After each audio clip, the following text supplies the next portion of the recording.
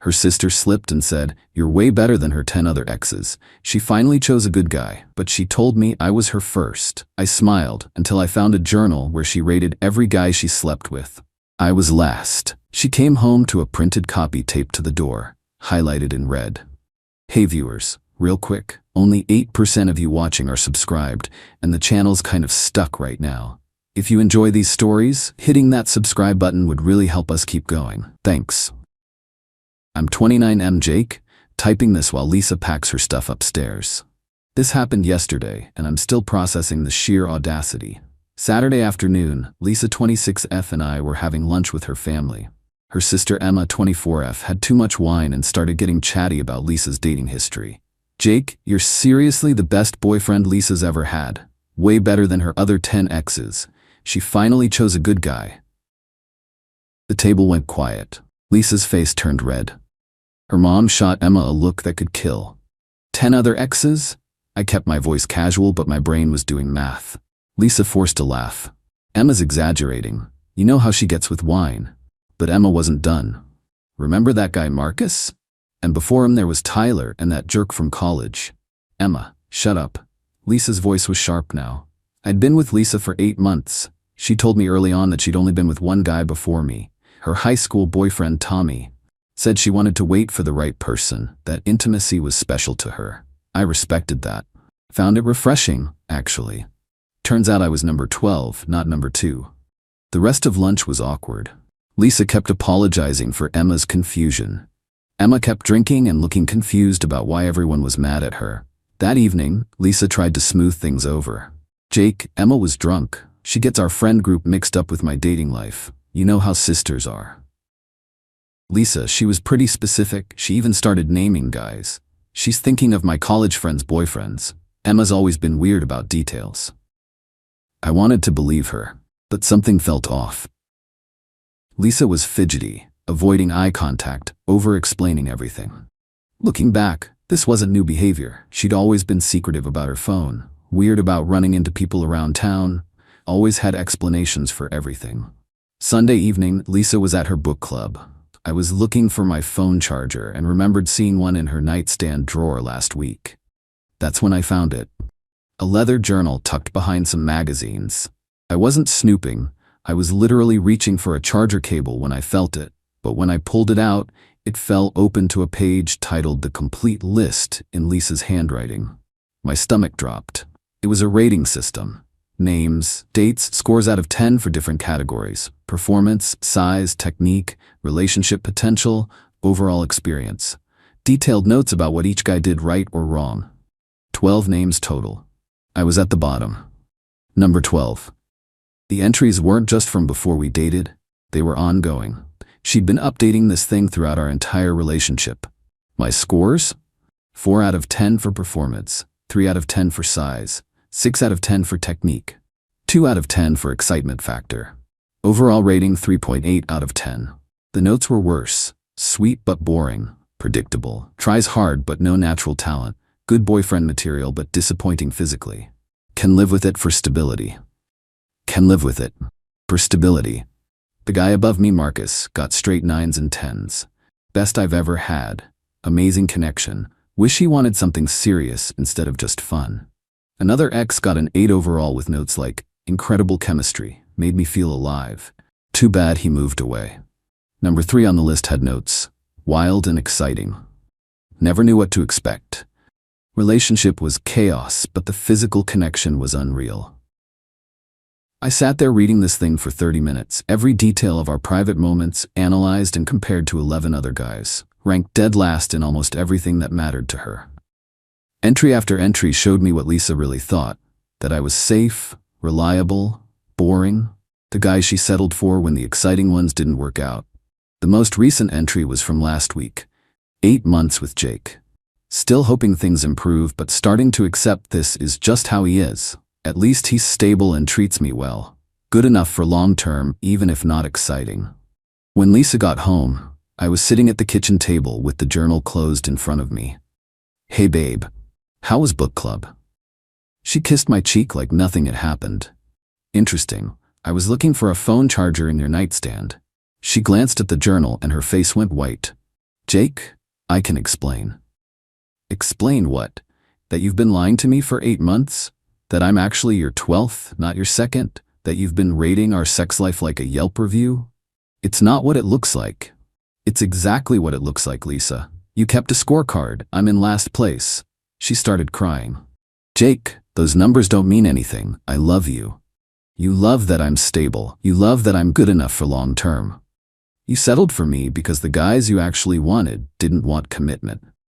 That's not true. It's written in your handwriting, Lisa. Can live with it for stability. Your words. Jake, please. That was just frustration. Everyone has bad moments. The last entry is from last week. You wrote that you're starting to accept this is just how I am 1 week ago. She had no answer for that. Pack your stuff, Lisa. We're done. You can't be serious. You're ending us over some stupid journal. I'm ending us because you've been lying to me about who you are, and because apparently I'm the worst of 12 guys you've been with. Jake, I'll throw the journal away. We can start fresh. The journal isn't the problem, Lisa. The problem is that you think so little of me but stayed anyway because I'm safe. That's not love. That's settling. She cried harder. Where am I supposed to go? Call Marcus. He got straight 9s. I went to my office, scanned every page of that journal, and printed the whole thing. Took about an hour to get every page clear and readable. While Lisa showered, I highlighted every mention of my name in red. Every score, every comment, every comparison to other guys. Then I taped the printed pages to the inside of our front door. All 22 pages. She'd see them the moment she tried to leave. When she came out of the shower, I was sitting on the couch. Your bags are packed and by the door. Your printed journal is taped to it. Might want to grab both. She looked at me like I'd lost my mind. You printed my private journal? Your private journal where you rated our relationship like a restaurant review? Yeah, I printed it. Jake, that's personal. So was our sex life. But you turned that into data points. She ran to the door, saw the papers, and started ripping them down frantically. This is insane. What's insane is keeping detailed notes on your boyfriend's sexual performance without telling him. You're being cruel. I'm being honest. Something you should try. Lisa grabbed her bags and the torn papers. This isn't over, Jake. Yeah, it is. She slammed the door so hard the walls shook. Update 1. 1 week later. The fallout has been exactly what you'd expect. Thanks for the comments. Good to know I'm not crazy for having standards. Lisa spent the week trying to do damage control. First came the apologetic texts. Jake, I was keeping that journal from before we got serious. It doesn't reflect how I feel now. Jake, please call me. We can work through this.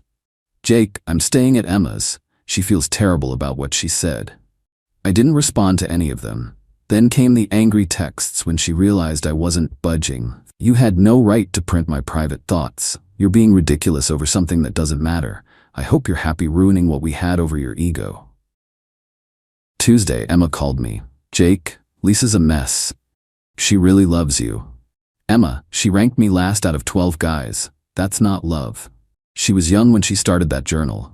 People change. She updated it last week, Emma. Called me disappointing but good enough for stability. Maybe you could try being more, I don't know, exciting? The audacity. Emma, your sister lied to me for 8 months about her entire dating history. This isn't about me being exciting enough. She was protecting your feelings. By lying and keeping a scorecard, that's not protection. That's manipulation. I hung up. Wednesday, Lisa's mom called. Jake, Lisa made a mistake, but this is fixable. Mrs. Chen, your daughter lied to me about being essentially a virgin, then kept detailed notes about how disappointing I am in bed. What exactly is fixable about that? She chose you, Jake. That has to count for something. She settled for me. She literally wrote that she can live with it for stability. That's not choosing someone. That's accepting them as good enough. Jake, she's young. She's learning about relationships. She's 26, not 16. And she learned enough to rate 12 different guys with detailed performance reviews.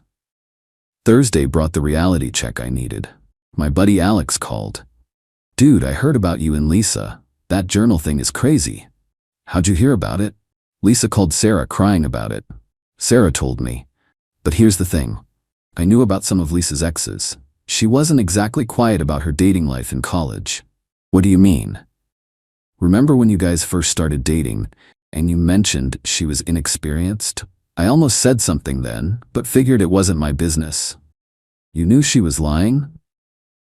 Jake, half our friend group knew Lisa in college. She dated constantly, had a reputation for being particular about guys, always comparing them to each other. So other people knew. Lisa had been lying to me while our mutual friends knew the truth. Why didn't anyone say anything? Because nobody wanted to get involved in relationship drama. Plus, we figured if she wanted to reinvent herself with you, that was her business. Reinvent herself? Lisa was always pretty shallow about dating, really focused on looks and performance over personality. We thought maybe she'd grown up when she got with you. Turns out Lisa hadn't grown up. She'd just gotten better at hiding who she really was. Friday, I got the validation I needed. I was at the gym when Marcus walked over. Yeah, the 9 out of 10 Marcus from the journal. Jake, right? I'm Marcus. I think we need to talk. My first instinct was to avoid drama, but curiosity won. What's up? Lisa came by my place yesterday. Wanted to reconnect, started telling me about your breakup. And she showed me some journal pages and asked what I thought about her rating system, like she wanted my opinion on whether her scores were fair. I stared at him. She showed you the journal? Parts of it, including her notes about me. Look, I'm not trying to cause problems, but you should know she did the same thing when we dated. The rating system? Yep. Found out she was taking notes on our dates, comparing me to other guys, keeping track of everything. Made me feel like I was being evaluated constantly. Why'd you break up? Because dating someone who treats relationships like performance reviews is exhausting. She was never just present in the moment, always analyzing, comparing, keeping score. She told me you didn't want commitment. Marcus laughed. I didn't want commitment with someone who treated me like a test subject. Big difference. So Lisa's pattern went back years. The journal wasn't some recent thing. It was how she approached all relationships. Update 2. 3 weeks later. Lisa's desperation reached new heights this week, and I learned just how deep her deception went. Our mutual friend group had a barbecue Saturday. I wasn't sure if I should go, but decided I wasn't going to hide. Lisa showed up an hour later with some guy I'd never seen before.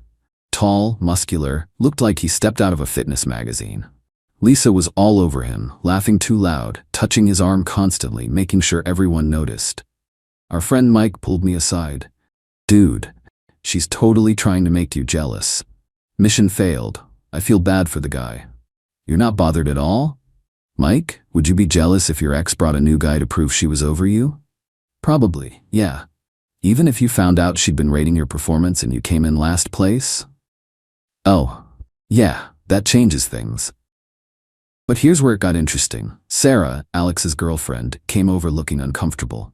Jake, can I talk to you privately? We walked to the corner of the yard. I need to tell you something about Lisa, about her dating history. What about it? You know how she told you she'd only been with one guy before you? Yeah, Tommy from high school. Sarah shook her head. Jake, there was no Tommy. I went to high school with Lisa. She didn't have a boyfriend named Tommy. She barely dated anyone in high school. My brain started spinning. Then who was the one guy she claimed to have been with? That's just it. She made him up. The whole story about waiting for the right person, being inexperienced, all of it was fake. How do you know? Because Lisa and I were roommates junior year of college. I watched her date constantly. She had a different guy every few weeks, and she was always weird about it, taking notes, comparing them, talking about them like they were projects. She's been doing this for years? Since I've known her.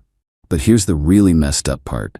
She used to brag about manipulating guys by pretending to be inexperienced, said it made them feel special and try harder. I felt sick. She planned this from the beginning. Jake, I'm sorry. I should have said something when you guys started dating, but I thought maybe she'd changed. Why are you telling me now? Because of what she's doing to that new guy. I heard her on the phone earlier telling Emma about her research on him. She's already planning how to play him. Lisa wasn't just documenting her relationships, she was engineering them. Sunday, Emma called me. For the first time, she sounded genuinely apologetic. Jake, I owe you a huge apology. For what? For what I said at lunch that day, and for defending Lisa this whole time. What changed your mind? I found something in Lisa's old room at my parents' house. A box of journals. Not just the one you found, journals going back to college. More rating systems? Worse. Plans. She literally planned out how to manipulate different types of guys. There's a whole section about playing innocent to make guys feel protective and special. Emma, Jake, there's a page about you from before you guys even started dating. She researched you through mutual friends, found out you were looking for something serious, and planned the whole, inexperienced thing specifically for you. The room started spinning. Lisa had targeted me. She planned everything? The sweet, innocent act. The story about Tommy, waiting to have sex until you felt special. All of it was calculated to make you fall for her. Why are you telling me this? Because that new guy she's with? I heard her on the phone planning the same thing. She's gonna tell him he's only her second or third. Play up the inexperience angle again. Emma, your sister is seriously messed up. I know, and I'm sorry I helped her cover for it. Final update. 2 months later. Time for the final chapter. Lisa's house of lies finally collapsed completely, and the ending was more satisfying than I could have imagined. Last month, I ran into fitness magazine guy. Turns out his name is Ryan, at the coffee shop near my office. You're Jake, right? Lisa's ex? Yeah, you're the guy from the barbecue. Former guy. That situation went south fast. What happened? Found out she'd been lying about everything. Her dating history, her experience level, even her name. Her name? She told me her name was Elizabeth and that she went by Lisa as a nickname. Her real name is Lisa Marie, but she's been telling guys different versions of her name and background for years. Damn. But here's the kicker. I found her journal. Same setup you probably saw. Ratings, comparisons, detailed plans for manipulating guys. She didn't learn anything. Gets worse. I was number 13 on her list. She literally wrote that she was upgrading from you because I was more physically appealing, but that she'd probably have to downgrade again because I was too smart to control long term. So I wasn't even Lisa's rock bottom. I was just another step in her ongoing project. How'd you find out about the lying? Her sister Emma actually called me, warned me about Lisa's patterns, and told me to run. Emma had apparently decided to stop enabling Lisa's behavior entirely. What did you do? Same thing you did. Printed out her journal pages and left them where she'd find them. But I went a step further. How? Posted the relevant pages in our college alumni Facebook group. Turns out there are a lot of guys who've dealt with Lisa's rating system over the years. Ryan showed me his phone. The Facebook post had over 200 comments from guys sharing similar experiences with Lisa. The word predatory came up a lot. She's basically been running the same con for years. Target nice guys, play innocent, get them emotionally invested, then treat them like experiments while looking for upgrades. 3 weeks ago, I got a call from Marcus. Jake, you need to hear this. Lisa called me crying yesterday. About what? The Facebook thing blew up her whole social circle. She's apparently had to move back in with her parents because none of her friends want to deal with her anymore. Good. But here's the best part. She asked if I thought she could rebuild her reputation by getting back together with one of her exes and proving she'd changed. Let me guess, she wanted to get back with you? Nope. She wanted to get back with you. I laughed out loud. After everything that happened, she said you were the most forgiving of her exes and she could probably convince you she'd learned her lesson. Even at rock bottom, Lisa was still scheming. What did you tell her? That she'd burned that bridge pretty thoroughly when she rated you last place in her journal. Last week, I got one final text from Lisa. Jake, I know you hate me, but I want you to know I really did love you. I just didn't know how to show it properly. I'm sorry for everything. I didn't respond, but I did save the screenshot because it perfectly captured who Lisa really was. Still manipulating, still playing victim, still trying to control the narrative. Sarah from our friend group texted me yesterday. Thought you'd want to know. Lisa tried to join our book club. We voted no. Nobody wants to deal with her drama anymore. Turns out, when you treat people like experiments for years, word gets around. Me, I'm doing great. Started dating someone new 2 weeks ago. Jessica's 27, works as a teacher, actually communicates like a normal person. No journals, no ratings, no elaborate manipulation schemes. The difference is incredible. Jessica treats our relationship like a partnership, not a research project. When we have conversations, she's present instead of analyzing. When we're intimate, she's focused on us instead of comparing me to a mental scorecard. Most importantly, Jessica told me about her dating history honestly from the start. 3 previous relationships, why they ended, what she learned from each one. No lies, no manipulation, no fake personas. I learned something valuable from the Lisa experience. When someone shows you who they are through their actions, believe them. Lisa showed me she was someone who lied about fundamental things and treated relationships like experiments. The journal wasn't the problem. It was just the evidence. The rating system was never about my performance. It was about Lisa's need to control and categorize everyone in her life. She couldn't just experience love. She had to study it, measure it, manipulate it. That's not partnership. That's pathology. For any guy reading this who discovers his girlfriend has been keeping score, it's not about you not being good enough. It's about her treating human connection like data collection instead of experiencing it authentically. Lisa didn't settle for me because I was safe. She targeted me because she thought I was controllable. The difference matters. I'm grateful Emma had too much wine that day. Saved me from wasting years with someone who saw me as a project instead of a person. Best last place finish of my life.